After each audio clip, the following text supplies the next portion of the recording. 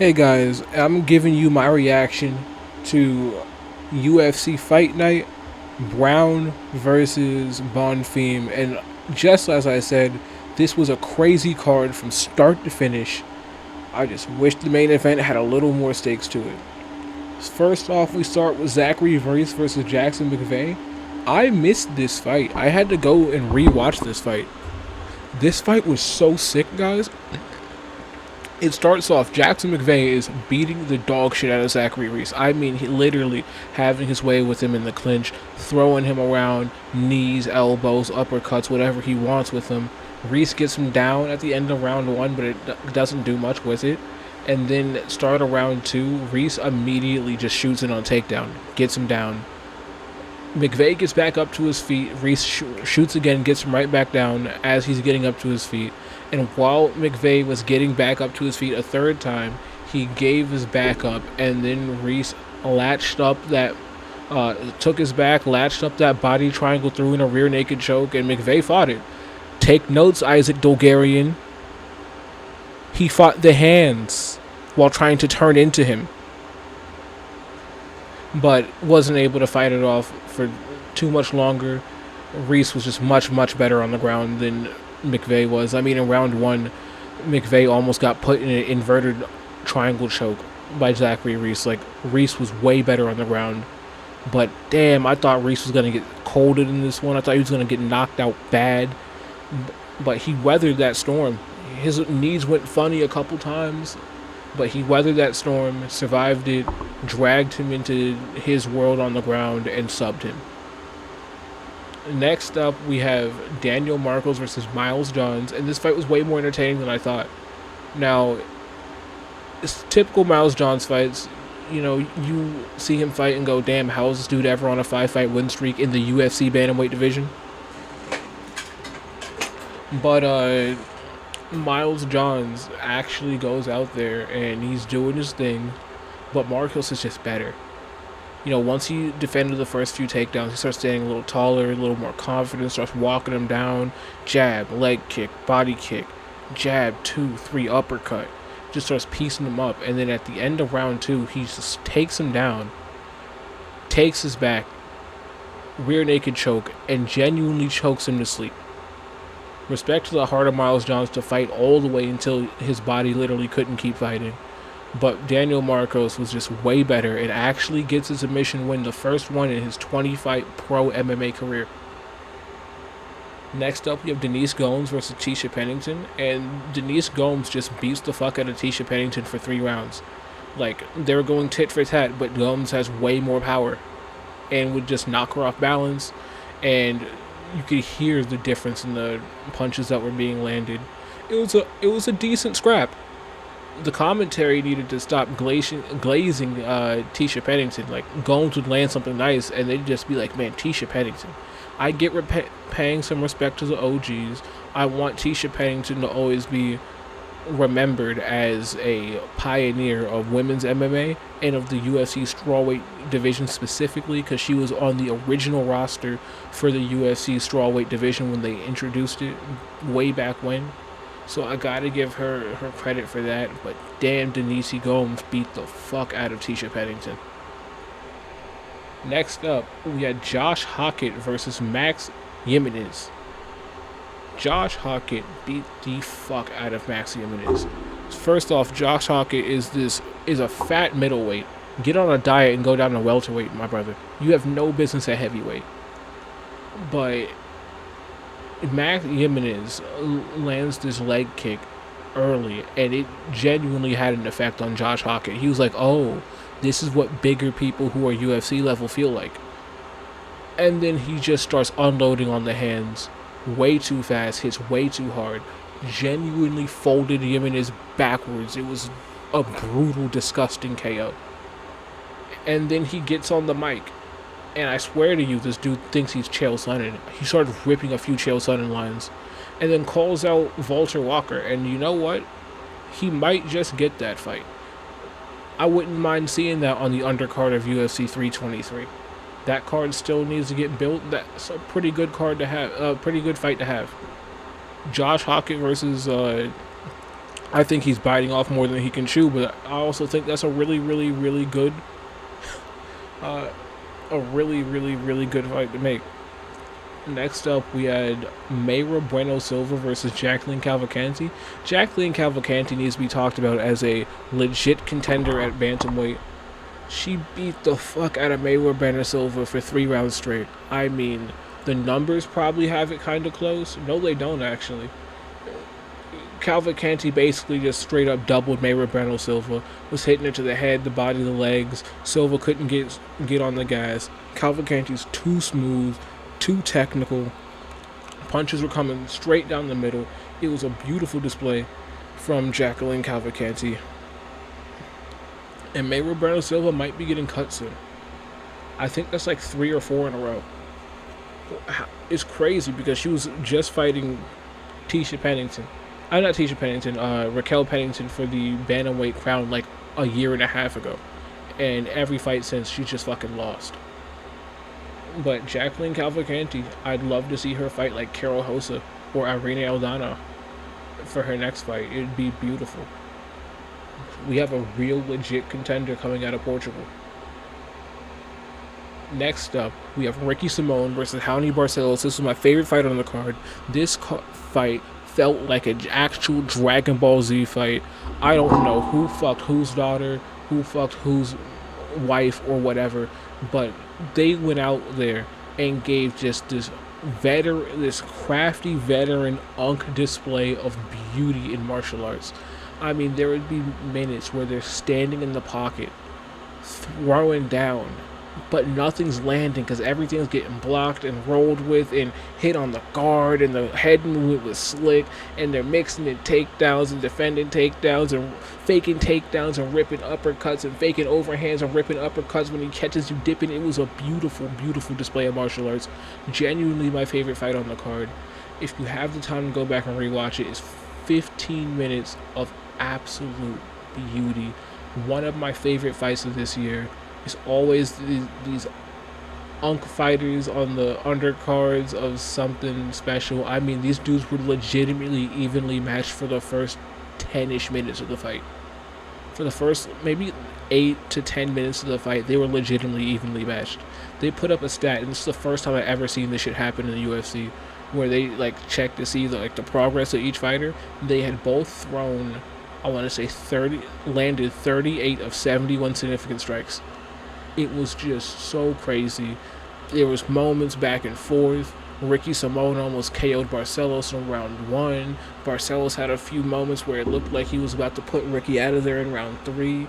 They finished the fight scrapping down like Holloway versus Gaethje, just swinging for it. It was a beautiful display of martial arts. Definitely my favorite fight. I'm like definitely the kind of fight I'd save and just go back and rewatch on my free time. It's such a beautiful fight. And if you're like a person getting into martial arts, getting into MMA, like that is a fight you gotta look at to as far as like experience and beating talent. Truly a beautiful fight. Next up, we have Jamal Emmers versus Haider Emil. I cannot understand what the fuck this card is. Jamal Emmers puts a pace on Haider Emil and breaks him with pace.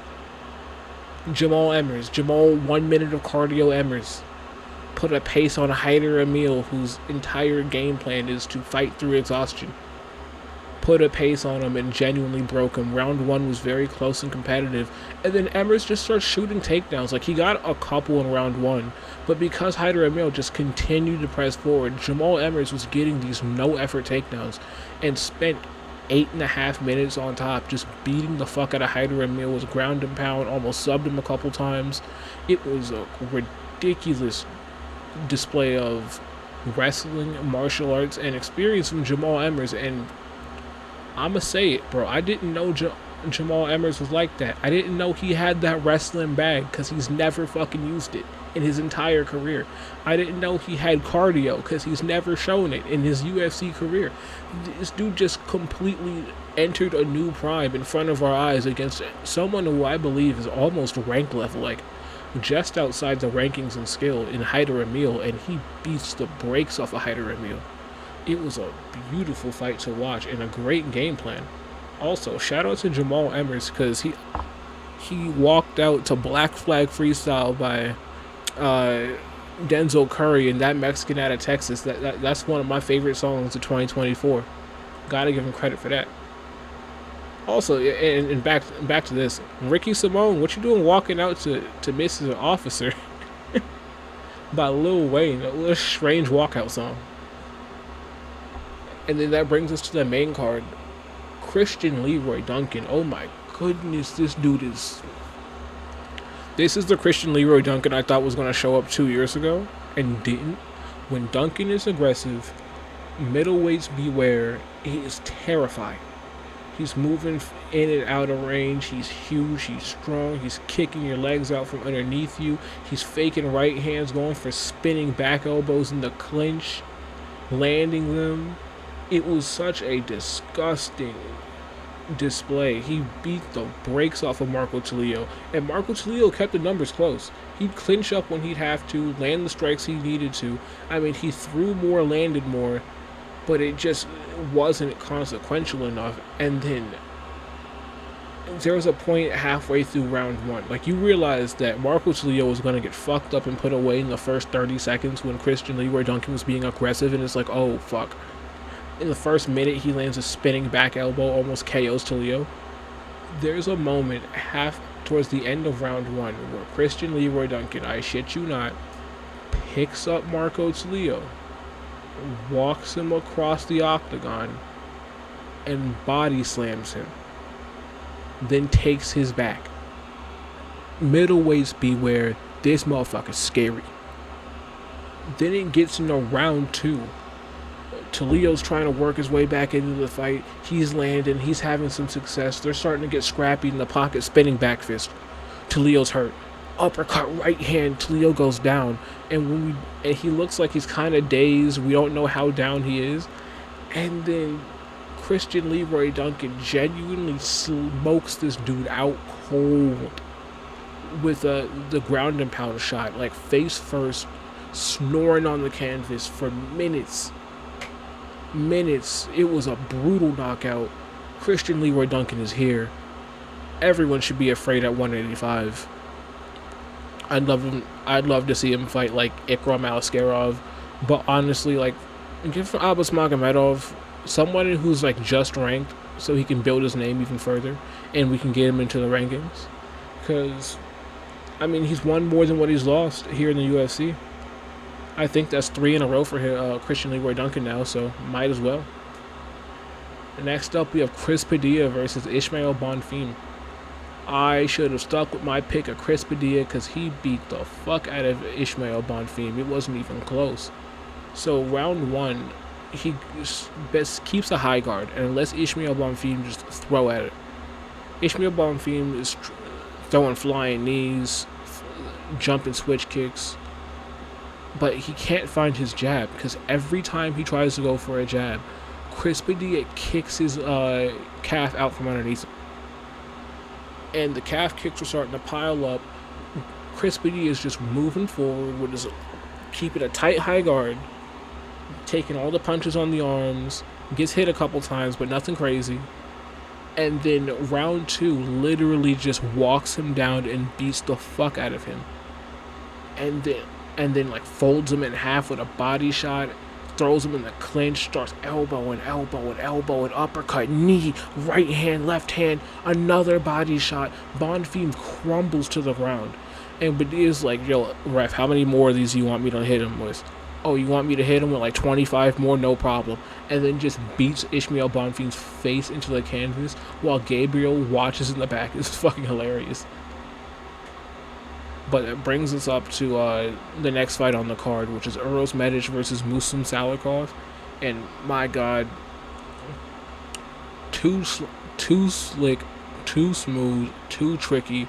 Uros Medic beat the fuck out of Muslim Salikov and straight up just knocked him out. It was unfortunate to see because I really like Muslim Salikov and I thought he was going to win this, but he just never got the chance to get any reads because Medic is so weird on the feet to deal with, and Muslim will like counter you. He's not just going to throw something out into the void trying to land. He's not just going to throw something just because. He's always going to look for his moments. And that moment never came. Medic sleeps him brutally.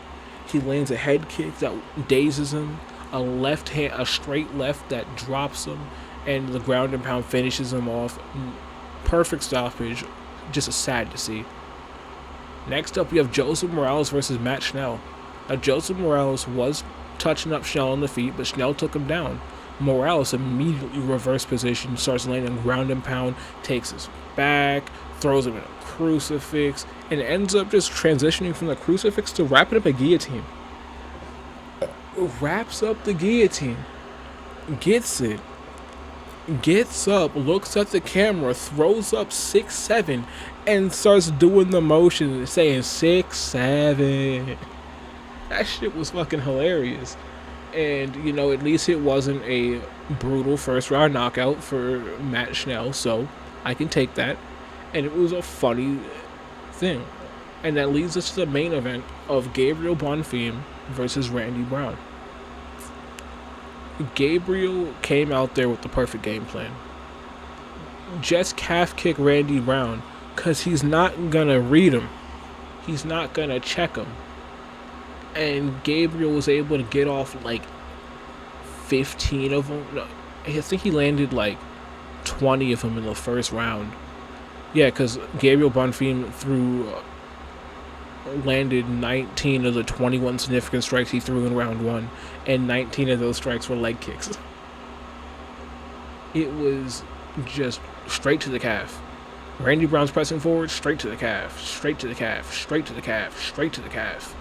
And Randy Brown did absolutely nothing about it for the entirety of the first round. And it was just an unfortunate thing. You know, you'd think a dude so deep into his MMA career would be able to pick up on those calf kicks and not let like 10 go by before he goes, you know what, I should start checking these. So Bonfim is absolutely leg kicks the shit out of Randy Brown, gets the brutal knockout in round 2, but it wasn't that. It was such an early stoppage, such a weird and early stoppage. So Bonfim lands this, is in the clinch with Randy Brown. Brown is dipping low to throw an overhand right, and Bonfim throws a knee up the middle. It lands on Brown. Brown goes down out cold, hits the canvas, wakes back up, immediately throws his guard up. But by that time, the ref literally already stepped in. It was such a weird one to see. Because in slow motion, Brown is out cold. But then he hits the canvas and immediately wakes back up. I think it's an early stoppage. I think main events should go on a little longer because the consequences for the main events are way more dire than any other fight on the card. So it needs to go on longer so we have some like more definitiveness. But it was a really brutal finish. Like, seeing the replay, it was a nasty replay. Really good win from Gabriel Bonfim. But my point about these main events, because this was a great card, I knew it was going to be a great card. What happens now? Randy Brown wasn't even fucking ranked. Gabriel Bonfim just defended his ranking. Oh man, he's earned the right to fight D-Rod now. Maybe he can fight Gilbert Burns. Like, this means fucking nothing for the welterweight division. There's 2 title eliminators happening next week. 2 title eliminators and the fucking welterweight titles on the line next week. There's another title eliminator happening in 2 weeks. We couldn't have any of them be the main event of this card. None of them. But that's a rant for a different day, and stay tuned, because that rant's going to be legendary. Because I'm tired of the UFC understacking these Apex cards and putting like fights on this card that are hardcore delights. Hyder Emil versus Jamal Emmers was always going to be a fun fight. Ricky Simone versus Howdy Barcelos was always going to be a fun fight. Jacqueline Cavalcanti versus Mayra Bueno Silva was always going to be a scrap. Tisha Pennington versus Denise Gomes was always going to be a scrap. Miles Johns turns every fight into a scrap. McVeigh Reese was not scheduled for the card, so I can't even count that. But Medic always has a wildly quick, fun fight. Matt Schnell is always getting finished in weird ways. Marco Tulio always goes to war as those. Chris Duncan. Chris Padilla's always in a scrap and a barn burner. I'm just saying, have the main event be something that is actually, important to a division moving forward or not. This means fucking nothing in the grand scheme of welterweight. Not the same way as Ian Gary versus Bilal Muhammad would be. Not the same way as Sean Brady versus Michael Morales or Leon Edwards versus Carlos Prates. I mean, why the fuck is Leon Edwards even in a 3-rounder? He's a former champion. It's 5 rounds or nothing for the rest of his fucking career. What are we even talking about? What the fuck are we talking about? And that's just welterweight. Almost every division is having crazy title eliminators left, right, and center. And the best you can give us on these Apex Fight Nights is Garcia, Onama, and Bonfim Brown, which mean fucking nothing for the division. Garcia won last week, and I'll post my reaction to that a little later. But Garcia wins. What happens now? What? Maybe he gets Arnold Allen? That's about the highest he can get. But more realistically, he's probably gonna be given like Brian Ortega. Oh, so he's 3 wins away from being in the title picture. You see what I'm going with? Like, his next fight won't be for a title. His next fight isn't gonna be one more than the title. He's nowhere near the fucking title picture. What was the point of making his fight with Onama 5 rounds in the main event? If you wanted the fight to be 5 rounds, you can do it. You're the UFC. They're just going to sign on a dotted line. They deserve the spotlight of being in a co-main event of a card. Main event? Main event? Are you fucking kidding me? Does Gabriel Bonfim really, really need a main event to defend his ranking at welterweight? When we have 2 title eliminator bouts and a title fight the next week? We have another title eliminator bout in 2 weeks? Like, what the fuck are we doing here? Why are we making the fights we're making? I'm going to make an entire rant about this later, but until then, don't forget to like and subscribe, and I'm out of here.